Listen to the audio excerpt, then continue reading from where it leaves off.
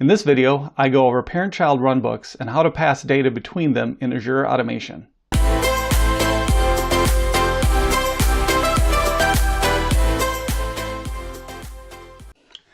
In this video, I'm going over starting an Azure Automation Runbook from another Azure Automation Runbook.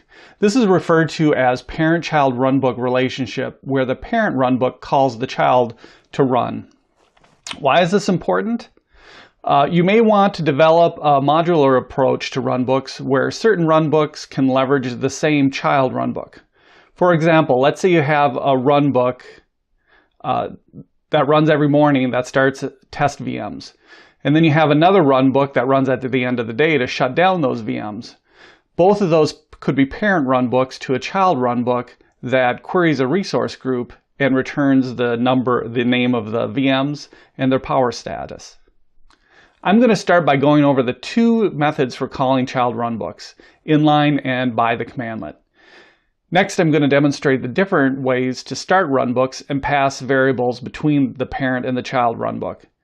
There's a lot of nuances in how variables are passed with parent-child runbooks. It's important to understand these differences when planning and developing the runbooks.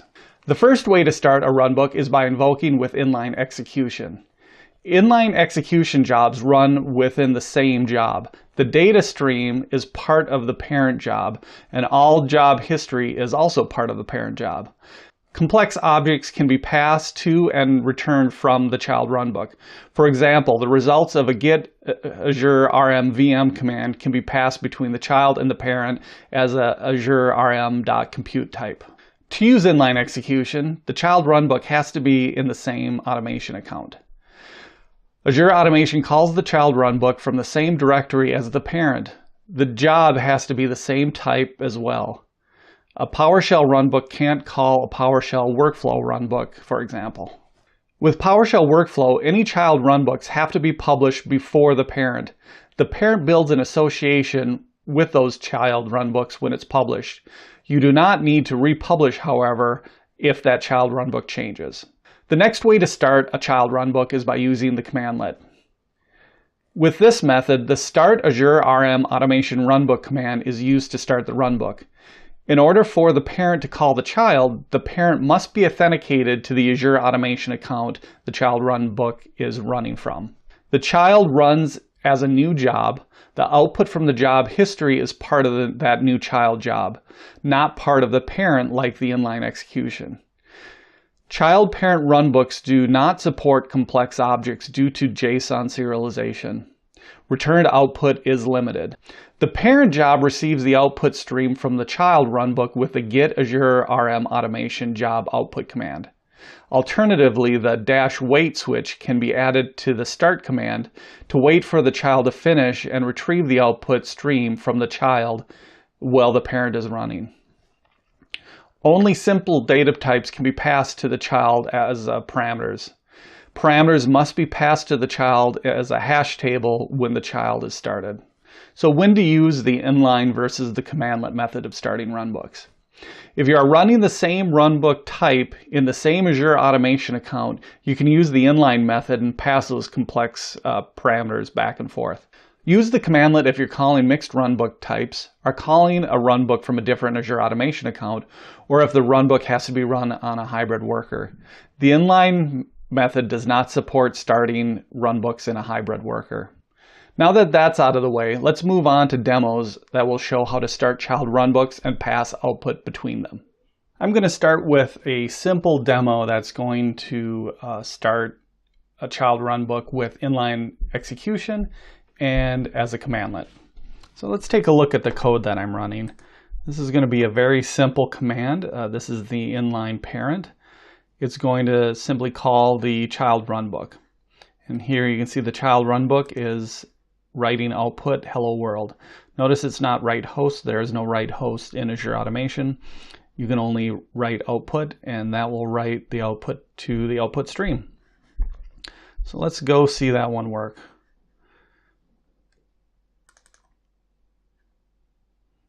I'm going to go in here and just start this. You can see I do have the option to start it on a hybrid worker. You can start a runbook that uses inline execution in a hybrid worker, but you can't call a child runbook on a hybrid worker from inline execution. So for this, I'm just going to hit Azure and go OK. And we're going to give it a few seconds to run. Okay, and it's completed. You can see this one is at 313. If we check the output, you can see the output is hello world. Let's go back into that job and just double check. You can see the code for it. There is no write output. That's coming from the child. So let's go back and we'll hit refresh.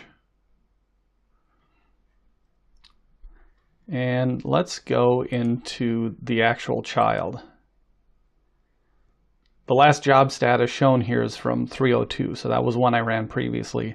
There is no job status for the one we just ran, and that's to be expected with inline execution. Now let's look at the other way using the commandlet. With the commandlet, you first have to authenticate to the Azure account that you're going to run the child on, and that's what this code selected here is. That's going to connect to the Azure Automation account and add the Azure RM account. From there, it's going to start the Azure RM Automation Runbook. We've got the automation account name, the child or the child runbook name, and the resource group. So now if we go back here, find that one. If we start that, and we'll start this one. This will take a few seconds to run as well, and then we'll see the output. Okay, now it's going to the running state, and this one's going to take a little bit longer because it is queuing up the second job or the child job in the background. And here it's complete. So let's look at the output. Now the output is not hello world like the other one. The output is the job details from the child job. This information could be used to query the job status and query the job output as well. Now let's go back to our runbooks and look at that child runbook. And here a new job is showing up for 316. And if we look at the output for this, that output is correct. That is hello world. So when you use the commandlet to start a child runbook, the job output is in that child job, whereas the inline execution, that's going to be part of the parent job. That's a huge difference when dealing with the different ways to start runbooks. But I'm going to show you a way to capture this output within the parent job. Let's look at the next example. So if I go in here, we can see the child runbook is the same. It's simply calling or writing the output hello world.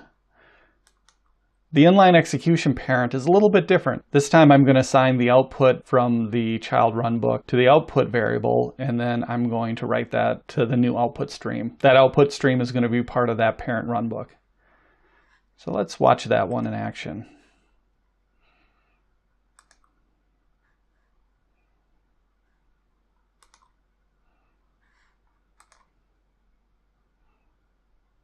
Okay, so that's going to queue up and run. We'll give it a second to finish.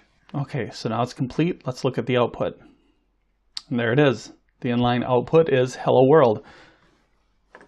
And that's exactly what we expected. Now let's look at the next example using the commandlet. Again, we're logging into the Azure Automation account. I'm going to assign the output from the Start-AzureRMAutomationRunbook. And you'll notice at the very end here, I've got a wait command. Adding the -wait at the end of the Start-AzureRMAutomationRunbook command is going to cause the parent to stop and wait for the child runbook to finish before continuing on. And one thing you'll notice by doing that, instead of getting the job details like we saw the first time, it's actually going to pass back that output, which is going to be the hello world. And then from there, I'm simply going to write the output.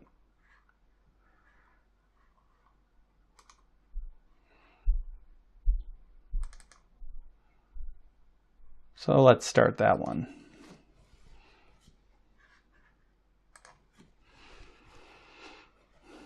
And we'll give it a few seconds to finish. Now it's running. One thing you'll notice using the cmdlet option with the -wait is it's going to take a lot longer to run. And what's happening in the background is first you submitted the parent job, it queued up, then it's running.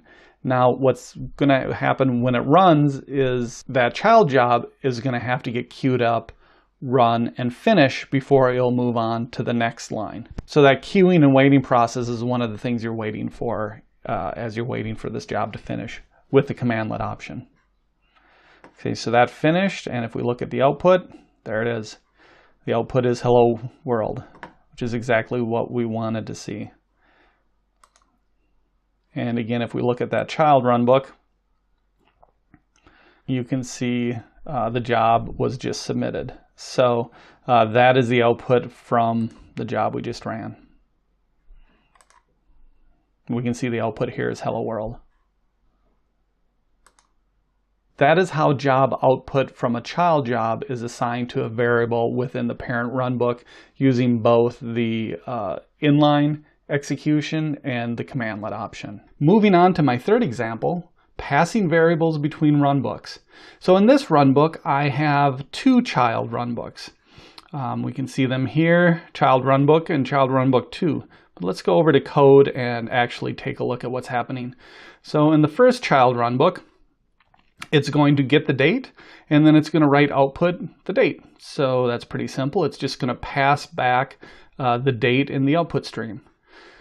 In the second one, second child runbook, it's going to accept a parameter, we're calling that date, and it's going to write to the output stream. The date passed to child runbook 2 is date. So what I'm doing here is I'm going to take the date from one child runbook and then pass that back to the parent, and then the parent's going to pass that to the second child runbook and output that. So now let's go over and take a look at the inline parent. And here you can see that's exactly what it's doing. We're assigning the output of the first child runbook to the date variable. And then I'm going to write that output in the parent output stream. And we're going to just say that the inline output from child runbook is date.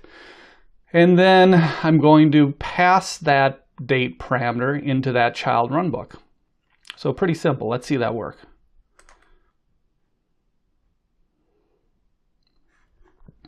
And we'll hit start. And I'll give it a couple seconds to run. Okay, and so now it's completed. Let's take a look at the output. There it is, the inline output from the child runbook. It shows the date and time, and the date passed to the second child runbook, same date and time. So that example shows how you can pass that parameter back and forth between child and parent runbooks with the inline execution method. So let's see this example with the cmdlet method. Again, we're going to use the same child runbooks, but if we look at this, it's a little bit different, of course, because we first have to authenticate. We're going to start the first child runbook and assign the output to the date variable. And we can go over here and take a look at this one. And you can see I'm just calling the child runbook with the -wait parameter. And then once that's done, I'm going to write the output to the parent output stream. And then here I've got a parameter hash table that I'm creating. If you remember earlier, I mentioned that the parameters have to be passed as a hash table. As you can see here, I'm going to have another variable called child runbook, or CRB2, and I'm going to start that. And the Start-AzureRMAutomationRunbook command only has one spot for all parameters. So it's going to take the hash table that you pass of parameters, and again, this child runbook is looking for a date parameter. You're going to create a hash table with that and then give it a value, and then pass the entire parameter hash table to the child runbook. Some of you might recognize that as splatting variables into a command. That's exactly what we're doing here. Once that's done, I'm going to write the output, and we should see that same date. So let's see that in action.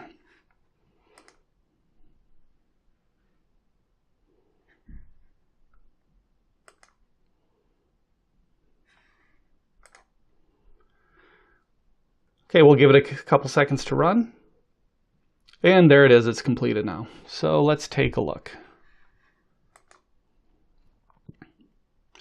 Well, that's not at all what I expected. So here you can see the output from the first child runbook is system.collection.hashtable, and the data passed to cmdlet parent from child runbook 2 is blank. And if we go over here, you can see we also have an error. So, and this says it's missing an argument. So here's exactly what happened though. As I mentioned earlier, the cmdlet method does not accept complex objects. So in order to pass data back and forth, you're limited to a text integer or a hash table. And that's what happened in this example. We can go back to the output. The first cmdlet output a date time into the output stream. Well, it couldn't accept a date time. It was expecting the hash table to come back. So it built a hash table. It just happened to be empty. When we fed that parameter into the second child runbook, it was essentially blank, and that's why we see no output here. So that is how you do not pass variables back and forth between a parent-child runbook using the cmdlet method. In the next demo, I'm going to show you how to do it the proper way. In this demo, I'm going to redo what I tried to do on the last one, only make it work correctly. So let's go in and look at the runbooks that I'm running. So here, this probably looks familiar. We've got the cmdlet parent, and by the way, all the examples from this point on will be with cmdlet.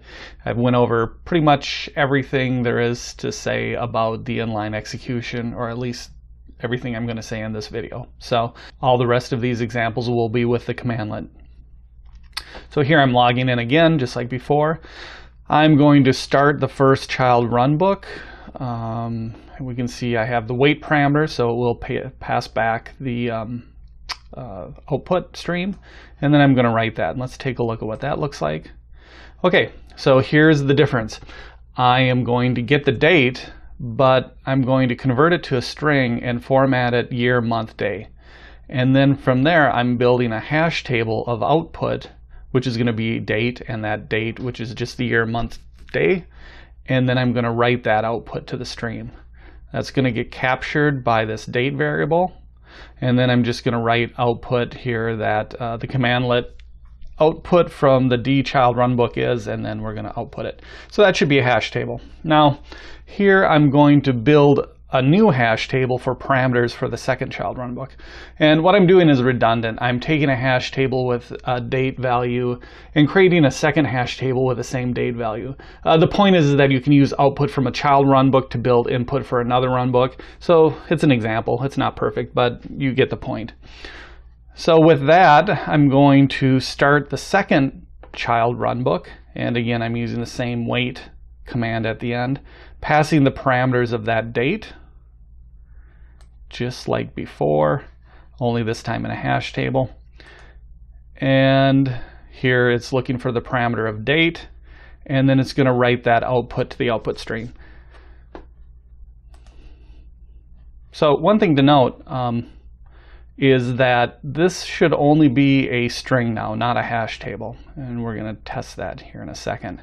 So then it's I've got a message here that it's passed back from the second child runbook, and then we're just going to write the output.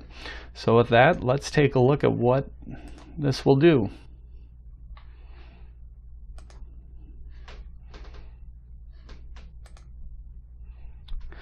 Okay, so it's queued up, and we'll do a little editing, and I'll get back to you once it's done. Okay, now that's finished. Let's take a look at the output.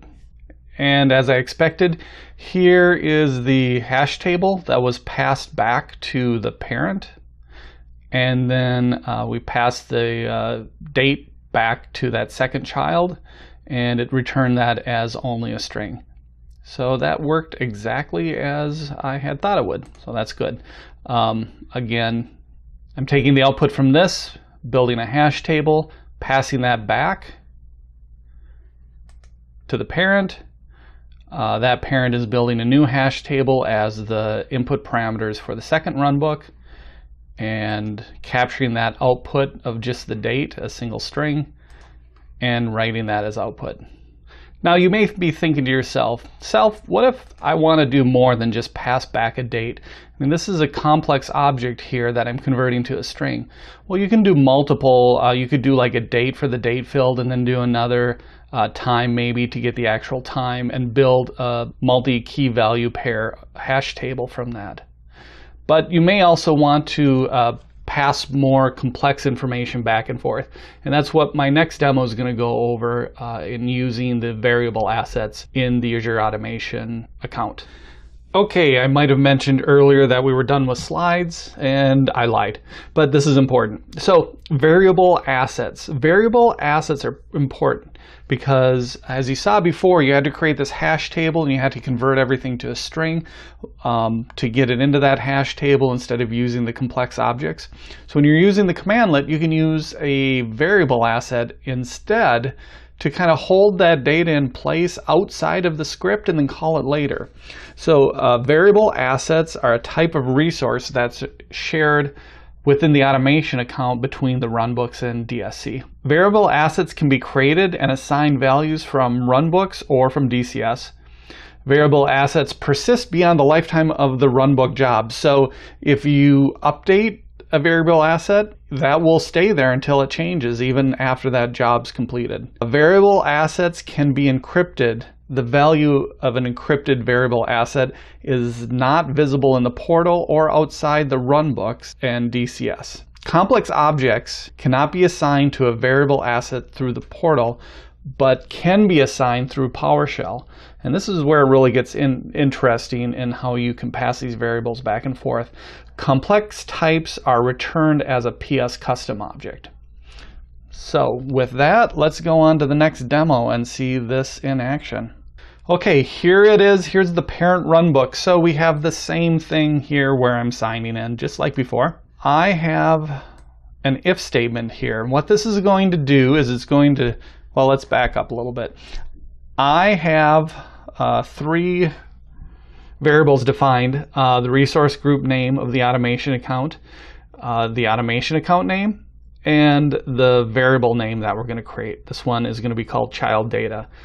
The next line here, or lines, is an if statement that's going to check to see if that variable exists in the automation account. So it's a simple if statement. It does a check and it checks to see if it's there. If it returns null, then it's going to create it. And with that, let's sneak over here and go into my automation account.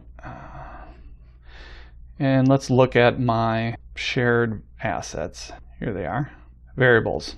So you can see I have a couple here, but they are not the child data one that I'm going to be creating. And you can see, just if you take a look over here, I have a couple that are encrypted, and you can see you can't see what they are. But I do have a string that that you can see, so you can see the value of that. Okay, so let's go back over to the Runbook. Now we've done the if statement, and this parent Runbook should create that variable. Next, it's going to write the output starting child Runbook. So this is the first one, and it's going to start and then wait. Now notice one thing I'm not doing here is assigning the output stream to variable. That output stream is going to go into the actual variable object that we're creating, the point of this whole demo. So the first child Runbook, let's take a look at that. So that's going to connect to the account. This will need to connect to the Azure Automation account to update the value in that shared variable. And just like the other one, we've got the resource group name, automation account name, and we've got the variable name. And here I've got get date. Now notice, unlike the last one where I had to convert this to a string and then format it as a year, month, day, I am doing a straight up get date. The last line is going to update the value of that shared asset. I'm going to call the resource group name, the automation account, the name of the variable, and it's encrypted false, so that won't be encrypted, and the value is going to be the date. So if we come back here, that's what this block is going to run. Next, we're going to start the second child Runbook.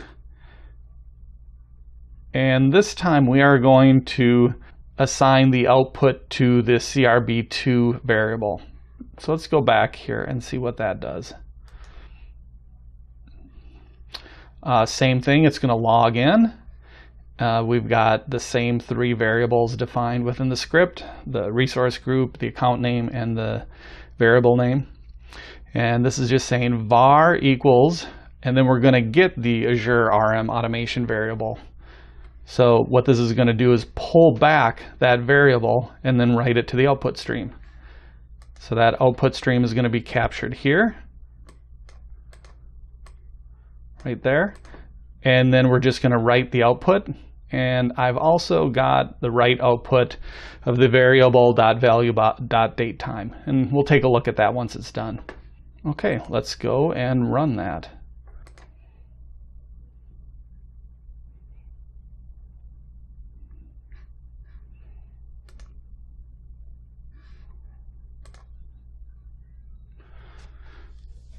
Okay, that's queuing up, and I'll cut here and we can see it once it finishes. The first thing we see is the output from the creation of the child data. That is piped out to the output stream because it did have to create that. The next we see starting the eChild runbook. Let's go back and just take a peek at that to see what that did. So the first child runbook, that's where it got the date, and it set that set the Azure RM automation variable to that date.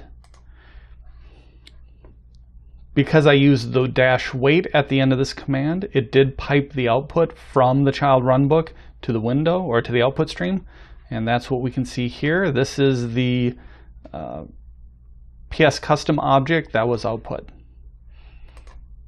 Now if we scroll down and go to the second part, here we did a write output of starting eChild runbook 2, and we're setting the output stream value of CRB2. And let's see here. That is going to assign the content of the child data shared variable to the $var variable, and then it's just going to write that output. That output is going to be captured by this, and then we're going to write output again, the very same hash table or PSCustom object, and then we're going to write the value of date time. Let's go back and look at that. So here is the PSCustom object that we pulled from the shared variable asset. And if we look at the value of date time, this is a hash table within the PSCustom object. The value of date time is Thursday, September 13th. And that matches here. So that is how we can assign a value to a variable asset in the automation account and then pull that back. And in doing that, we get a PSCustom object, which is a lot more flexible than the hash table that we were dealing with before. Let's take a look at one more thing while we're in here. If I go over back to my variables, we can see the child data, and we can click on that. And you can see this is a date time type. So it was able to identify that as a date time.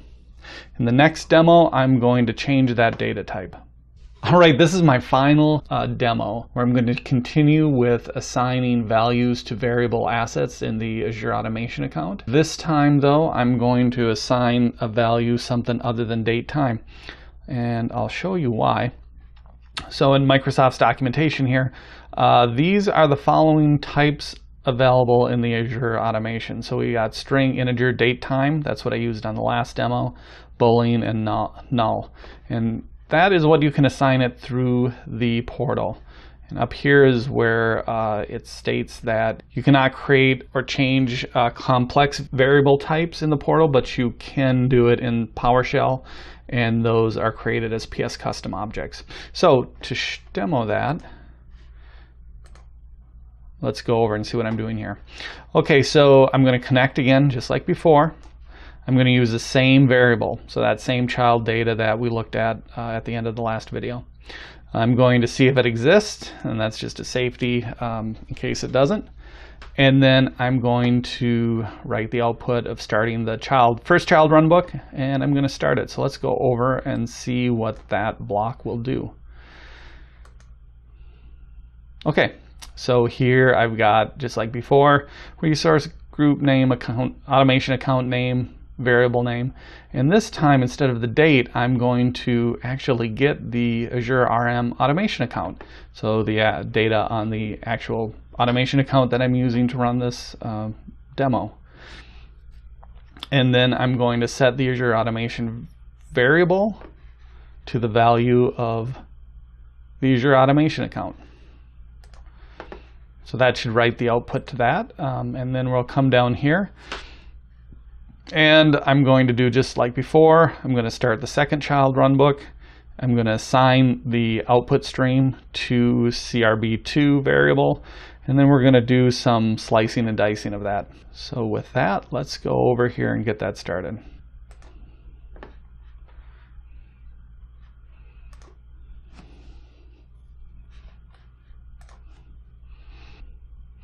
And it's going to queue up, and I'll talk to you once it's done. That's completed. Let's take a look at the output.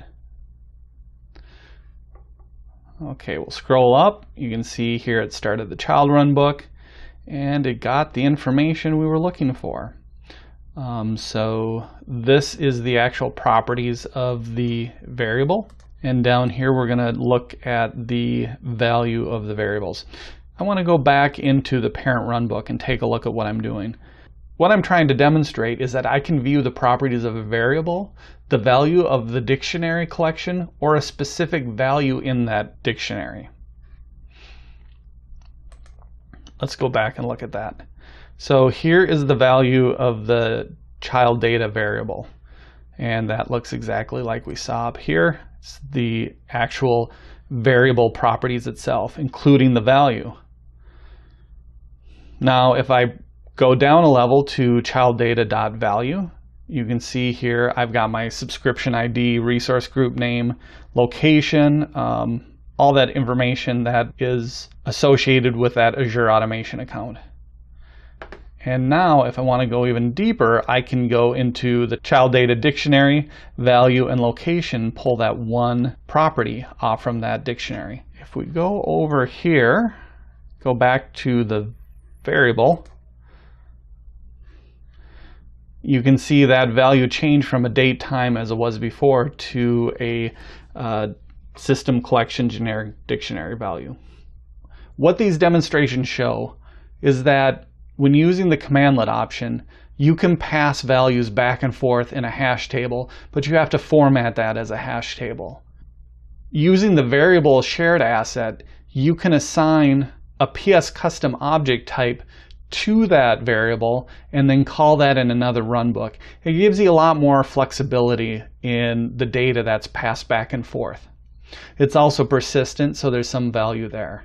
It can be used between runbooks and DCS, so you can mix those, use the same variable between those two different types of automation assets. Okay, congratulations, that is it. If you made it this far, give yourself a pat on the back. That was a lot of information. It took me a long time to put this together and try to understand how all of these pieces fit together. Thanks for watching. If you enjoy these videos, please like and subscribe to my channel. This lets me know that people find them useful, and I'll keep making them. Don't forget to also follow me on Twitter @Seraltos. Thanks again for watching.